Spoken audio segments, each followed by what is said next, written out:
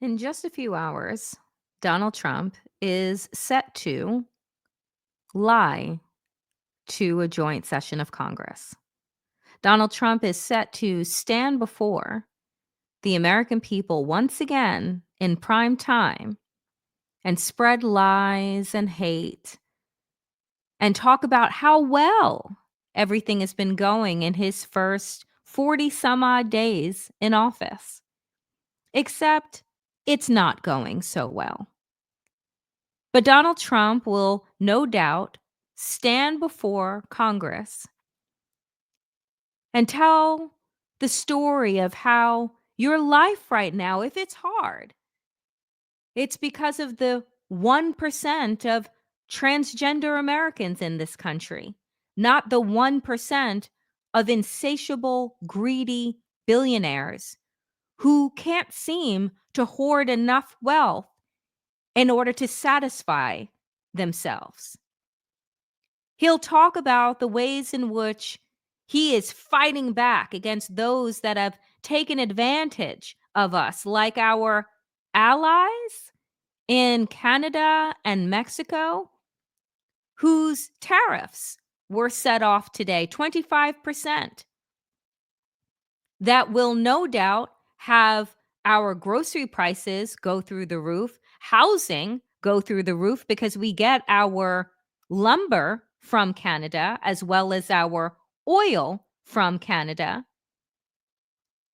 Justin Trudeau said today he addressed the American people and said, "I don't want this. I want to work with you, our friends and our allies. This is not about you, the American people. It is about horrific policies that are being set up by your government in order to harm the Canadian economy, but more importantly, harm you."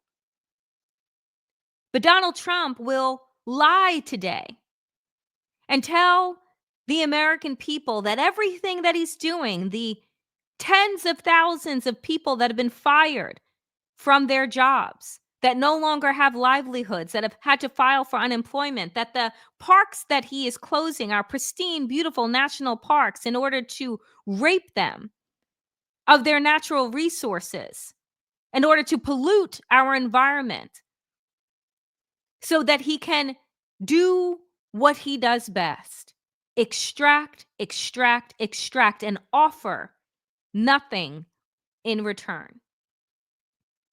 His made up committee, Doge, that sometimes is led by Elon Musk, but other times it's not, depending on whether or not they're in court, is just that, folks. It's made up. Why? Because it's a fucking coup. They are going in and taking as much of our data and information as possible, gutting our social safety nets, creating, manufacturing chaos in order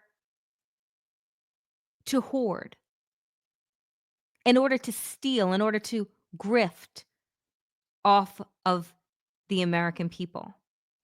So, what do you all think should be the response from Democrats to this blatant fascism, the lies and racism directed at immigrants and undocumented folks, the lies and transphobia that is being directed at transgender people, the erasure of Black people, people of color, LGBTQ people, and women? What should be the response? It should be bold, right?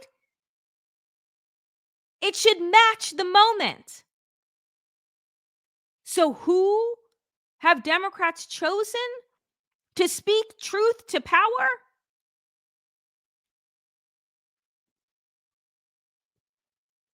Senator Slotkin, a centrist, a center moderate Democrat from Michigan, who, no doubt, she won her seat in her state, performing better than the Vice President Kamala Harris did. But Democrats' response to the attacks on our democracy, on our economy, the threats to our European allies that is surely marching us directly into World War III, their response to extremism is moderation by someone that the world doesn't actually know. And then you would say, well, all right, okay, she's going to do the rebuttal. Like, nobody really watches that anyway.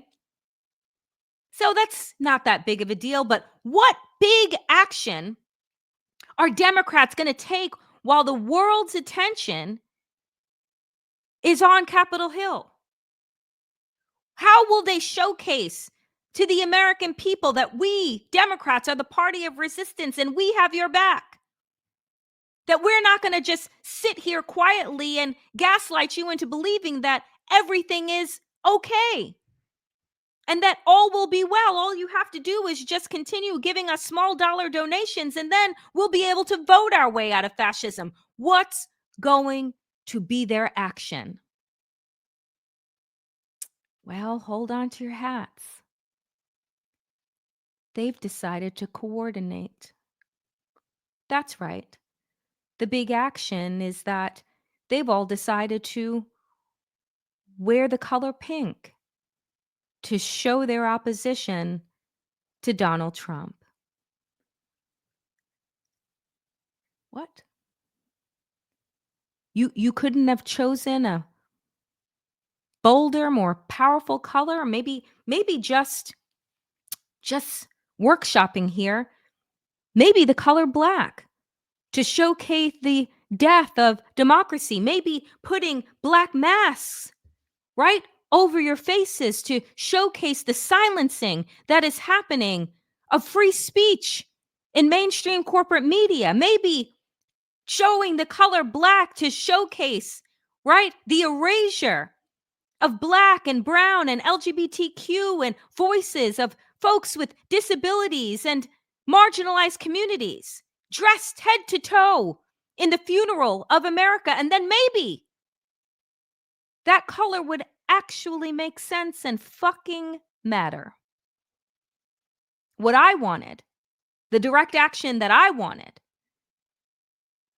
is I wanted Democrats to walk in, and as soon as Donald Trump was gavelled in, that they would stand up in mass, turn their backs, file out, and on every streaming platform, issue an address to the American people, showcasing the 4 or 5 ways that they are going to be fighting back and what you, the American people, can do in order to build up this resistance. Because we're not going to take the rollback of our rights to the 19th century lying down. But alas, this is not a Hollywood moment, and Democrats are not built for it. And so it would make sense then that you would hear from people like Senator Warren, who went on Fox and said, I may disagree with the president, but I respect the office of the president. I'm probably not going to be jumping up and down and applauding a lot, but I owe him his due as president. The president has made great progress on border crossings, and that's something. The president has made great progress on throwing mothers, fathers, aunts, uncles, and children who are seeking asylum in this country into Guantanamo Bay.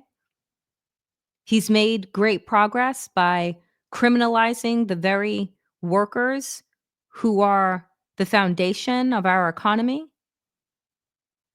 He's made great progress in terrorizing immigrant communities and threatening to take away the green cards and the citizenships of those that have been naturalized.